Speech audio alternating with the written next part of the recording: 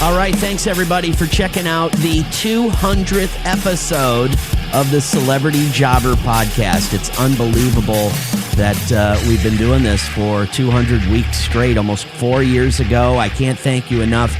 Currently this week, number 3 in the United States on the Apple Podcast Music Interviews chart, and number 11 on the Apple Podcast Music chart. So again, thank you so much for listening over the last 200 episodes. You can go to celebrityjobber.com if you want to go back and check out all 200. I know you're probably not going to want to check out all 200, but they're all up there if you want to go back in time, see some of the huge guests that we've had over the last 4 years. I ask you to please subscribe. Hit that subscribe button wherever you're listening, whether it's Spotify or Apple Podcasts. And if you could, a 5-star rating and leave a comment and or a review. Sometimes I'll read the reviews on the podcast, even the bad ones. And knock on wood, I don't really have any bad ones. So thank you once again. Don't forget, you can follow on Instagram, which is celebrity_jobber_podcast. And also some video stuff on youtube.com/the@celebrityjobber.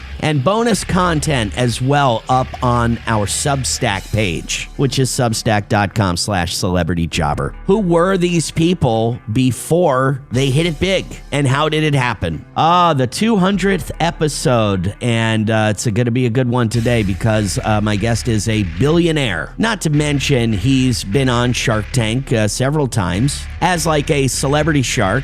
An incredible story, very inspiring. This guy was the co-founder of Paul Mitchell Systems, the hair care products, the school, and he also owns Patron Spirits, Patron, the tequila company. We're going to talk about his early life, his mom, his dad, and his inspiring rags to riches story, and all of his jobs, because he's had a ton of them. He's the author of the memoir, Success Unshared is Failure, which is available right now. He is billionaire John Paul DeJoria, my guest this week on Celebrity Jobber.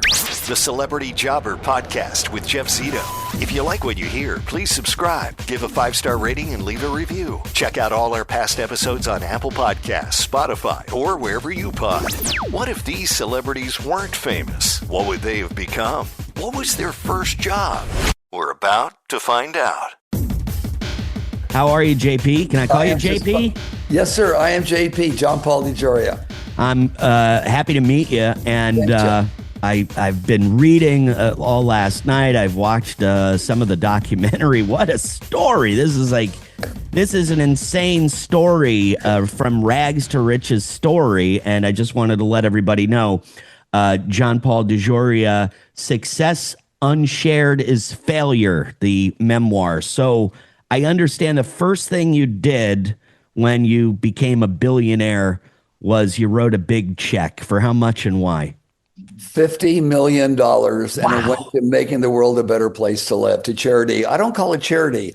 I care that success unshared is failure, and the good Lord was really good to me, and I had a lot of adversity, just terrible things happening in my life, fired many times from companies, and people saying you just can't make it, and homeless, on more than one occasion. But America still works, Jeff. It really still works. And if you believe in yourself, and you're going to get a lot of rejection, you just keep on going, you can make it. That's why I wrote the book, by the way, Jeff, to show people that you could still do it today the way I did it about 46 years ago. You could still do it exactly what I did, how I did it, and how I survived with a company that ended up having no money to start with, basically $700. How you get a check right away from a customer, how to do it. It's very difficult, but it shows people. And Patron, when I started Patron 9 years later, we didn't know anything about the alcohol business, but we had a darn good product. No one wanted to carry it. And how do you learn a new business really, really fast? But more important, Jeff, it's along the way how to be nice to one another, how to be nice to people and bring them along with you. And that's exactly what I did. I just want to share that good luck with people. So I wrote that first one because I figured, hey, the world is so good, thank God. And what's going on, these opportunities we have, by gosh, when I get a check, a big one, I'm going to give back first of all. And for me, it's investing in the future of my great grandchildren that I may not even be around when they're around, but it's going to make it a better world. So I don't don't call it charity. I care investing in this world that was so kind to me and gave, well, maybe sometimes not so kind to me, but gave me an opportunity, by gosh, to do it. And I wanted to give back.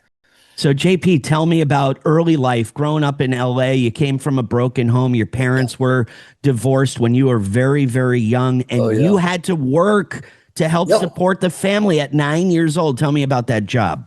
Oh, you betcha. Well, it was that actually, well, I had one job at 7 years old with the Variety Boys Club where I would make planters and go out and sell them, and then come back and pay for my wood. But then around 9 years old, I was selling Christmas cards. And then right after that, at Christmas time, right after that, I got a paper route with the LA Examiner. It was one of the top morning newspapers in LA, where I'd get up early in the morning before school every day, fold my papers, deliver that morning paper, go home, change my clothes to go to school, and go to school.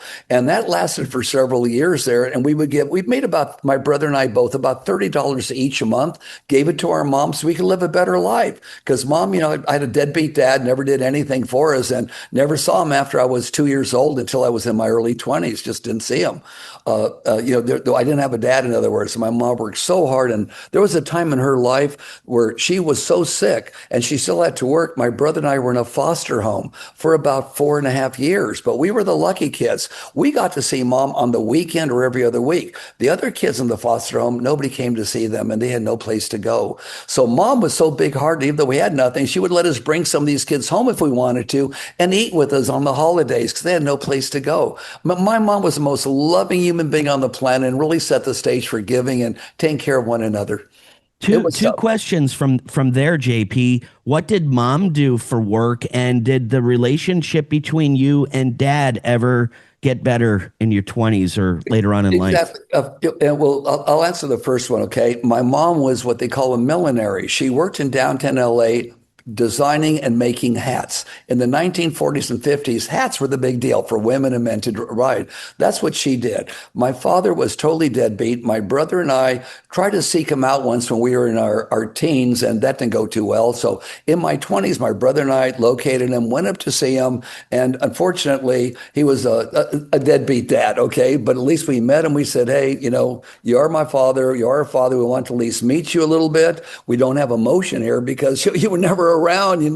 Plus, you never gave my mom any money, unfortunately. Right. But you are that we wanted to meet you. And, that lasted a very short period of time. And saw one more time when he was in his 70s. I ran him down again. Paul Mitchell had already started. And I ran him down and found him. I said, hey, I heard that, you're not doing so well. I went up and drove up and saw him face to face.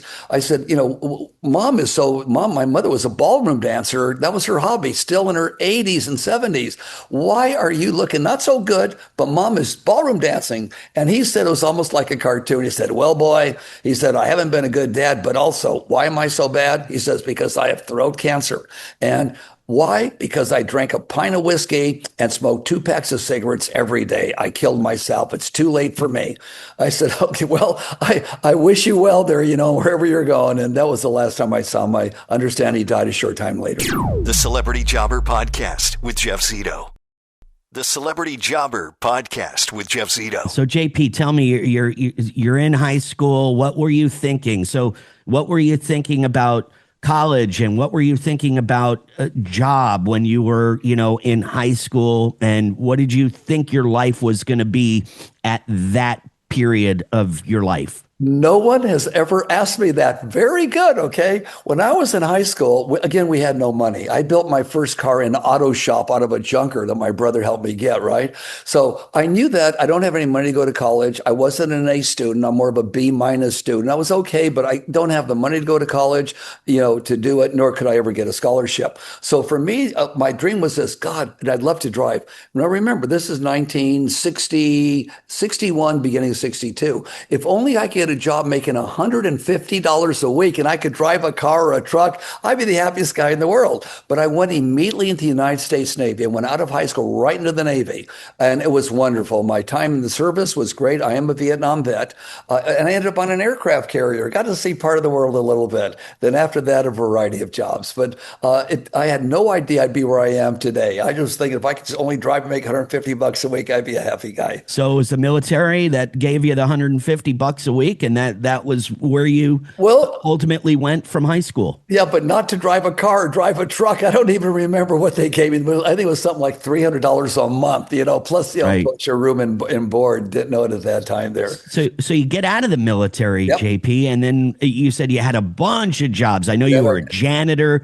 Can you go through a list of a few of those jobs? sure. Actually, let me go back in high school with a job. I worked for Stewart's Cleaners. Always had a job in the morning or after school and to help live a better life with mama. So at Stewart's Cleaners, I was the janitor and the guy that put the drapes on the hanger or the sleeve on it, and a good janitor. And I made $1.25 an hour. I was, we didn't have a lot of jobs where I grew up. Anyway, Stewart called me one day and said, JP, he says, I went to the mezzanine because I worked late to lay down, took my watch off and it fell on the floor. I went to pick it up and I noticed under the cot I was going to lay down on, there was no dust. I pulled the old cot out, no dust behind it. There was no dust even behind the file cabinets. He says, you do this as if I'm watching you all the time. I said, well, sir, you hired me to do a job. I like my job. I'm going to do it very well. He said, I've never seen anybody do things like that before. He says, I'm going to give you a raise of 25 cents. He gave me a raise to $1.50 an hour. I was the highest paid kid in the high school I went to because there weren't any jobs for kids like me in those days. Yeah. And big raise. That's a big raise. Oh, unbelievable. $1.25. I mean, to $1.50 was a big deal. Anyways, after I got out of the United States Navy, I had just a variety of different types of jobs, trying to find what was ideal for me. Many times in life, we don't know what we want to do, but we know what we don't want to do. One of the best jobs I ever got was selling encyclopedias for Collier's Encyclopedia, door to door, no salary, no leads, no nothing, just a briefcase with a prospectus in it, and you're knocking on doors, right?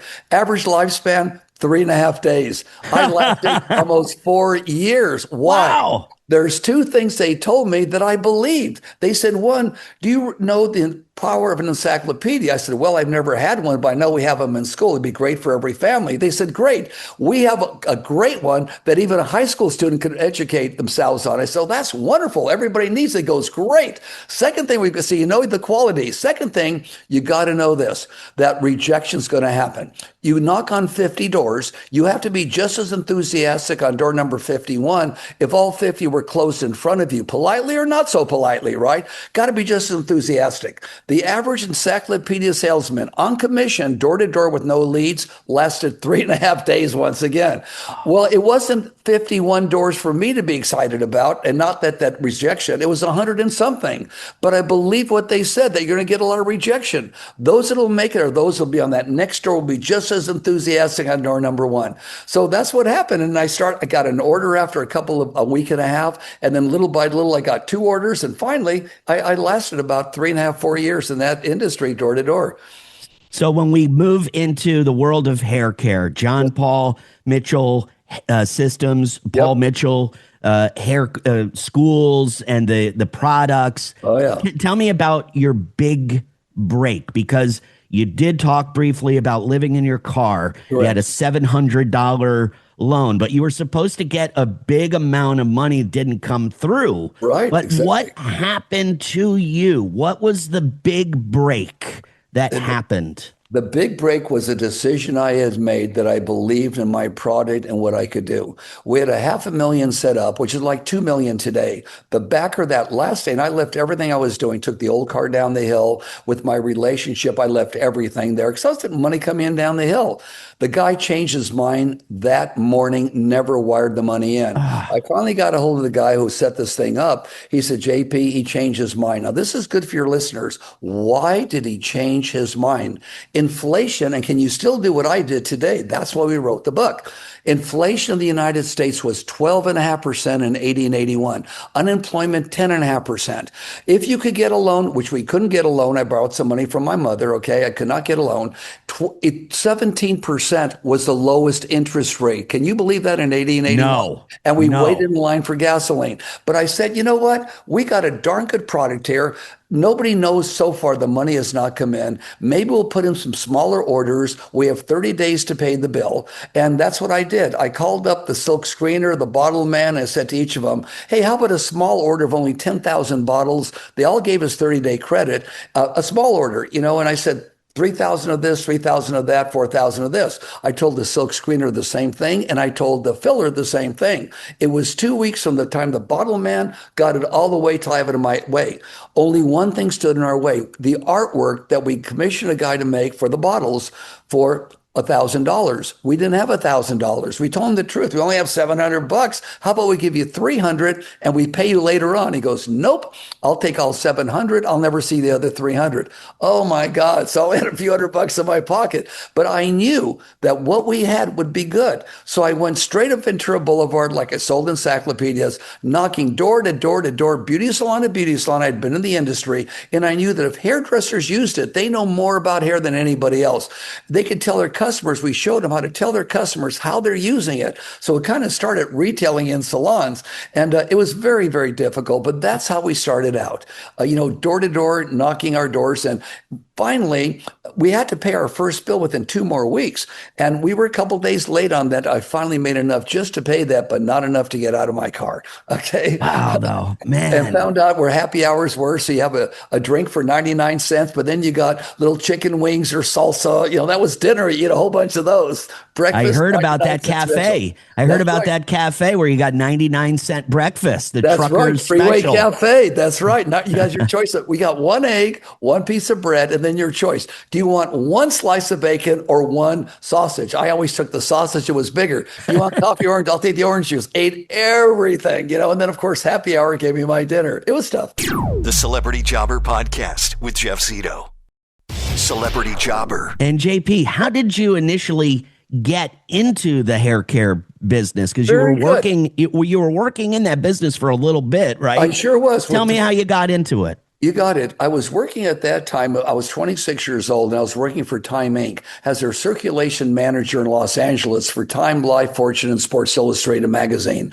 And it was basically a boiler room, 50 people there on the telephone, getting people to renew their subscriptions or to have a new one in one of those magazines. I said, I don't want to do this for the rest of my life. So I asked the manager, how do I become a vice president? He says, you're 26 years old, you've never been to college, and come back and ask me when you're 35 years old. You've been here longer. I said, okay, I got to find another job. So a friend of mine, John Capra, sent me out. He was what you would call a headhunter. Sent me on all these interviews and finally said, there's this one company in the beauty industry. He says that you're going to make a little bit less money, but you go anywhere you want. That company was Redken. So I went to work for him and learned about the beauty industry. I lasted there in the beauty industry for a few years. I was with Redken about 4 years, and they fired me, not because I didn't do a good job, but because I said, why are you starting to test on animals? We make hair care products. Why do you have these little baby marmosets? This makes no sense. And I was upper management, so I went to the chairman of the board and owner of the company.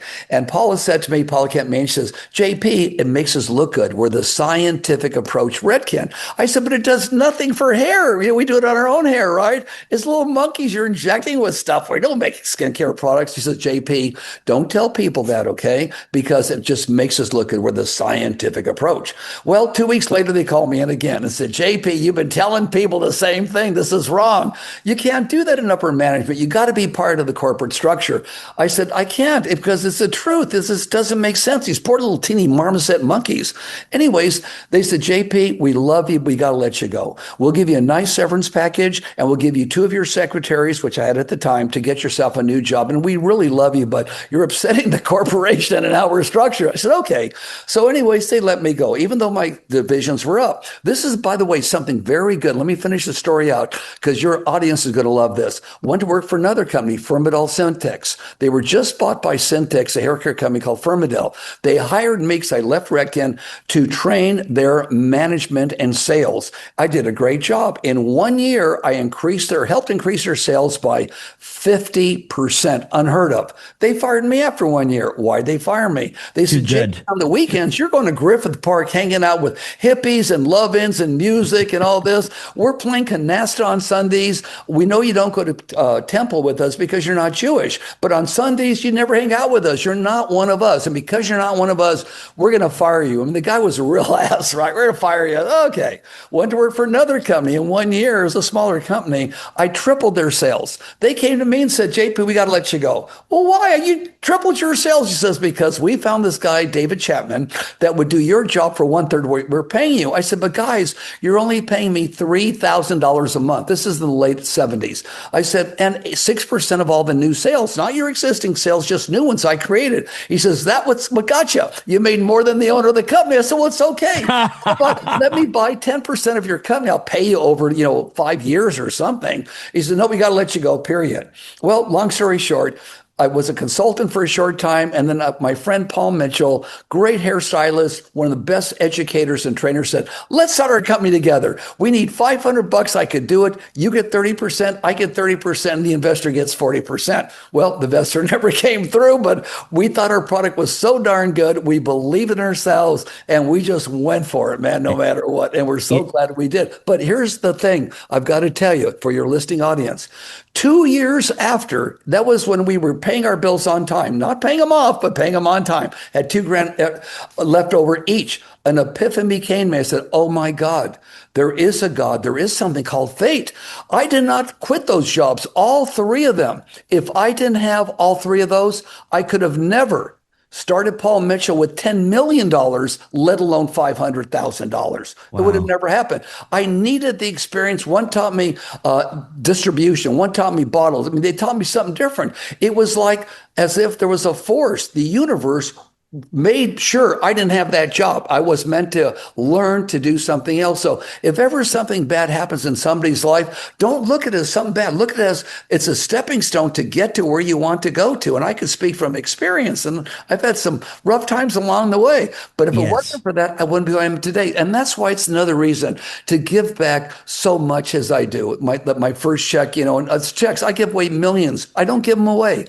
I invest in the future of others that were like me and the future of those that are even alive today. And it makes me happy. That's why that book, Success and Share, was written to show others how to do it today. You can still do it today.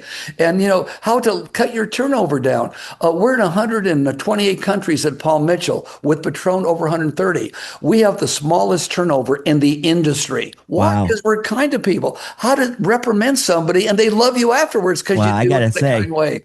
I got to say, JP, you would have been a successful billionaire if you were still knocking door to door selling encyclopedias. The name of the book is called Success Unshared is Failure. John Paul DeJoria. JP, what an outstanding, I've done a lot of these. This has been inspiring and even personally. So I really thank you for your time and you're welcome, sir. Excellent story. Thank you so much. Peace, love, and happiness. Get that first edition. It's at Amazon and bookstores. Thank you. John Paul DeJoria, thank you. Peace, love, and happiness. So JP grew up very underprivileged in Los Angeles, a very loving mother. She didn't make a lot of money, though. She made hats. His father, as he says, was a quote-unquote deadbeat. His father left his mother when he was 2 years old. JP said he had zero relationship with him until him and his brother tried to hunt him down when they were in his 20s. Made peace with him, but really no relationship with his father. Talks about his mother being one of the most loving and caring individuals, and that kind of set the stage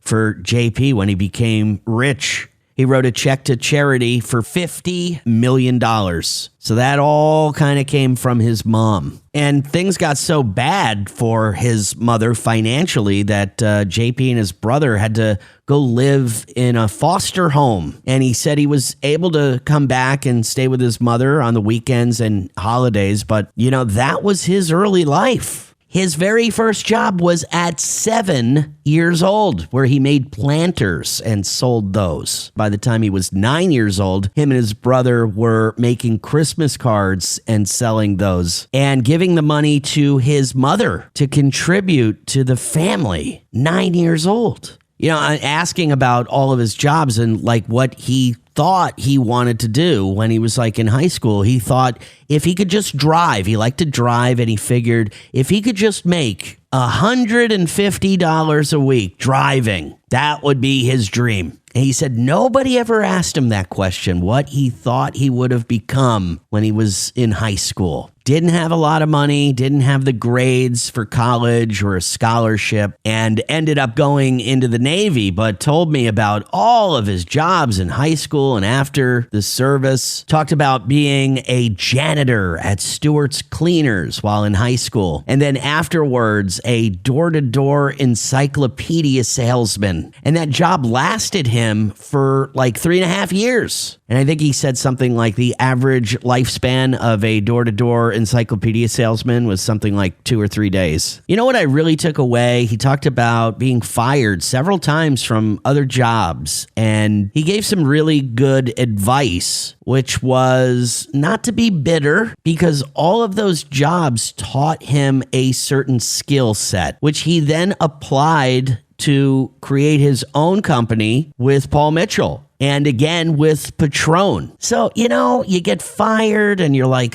screw that place or this guy, and his advice was to merely, shake it off, turn the page, and realize what it was that particular job taught you, and use that skill for something bigger and better down the road. I thought it was a really great piece of advice. And then the story about, forming his own company. He had a backer, $500,000 pulled out in the last minute because of the economy and the high interest rates. And JP had to use $700 to create this company and just grinded. A truly inspiring story. And his memoir, Success Unshared is Failure, combines personal stories with practical business lessons, emphasizing resilience, ethical leadership, and the importance of giving back. Success Unshared is Failure, available at Amazon or wherever books are sold.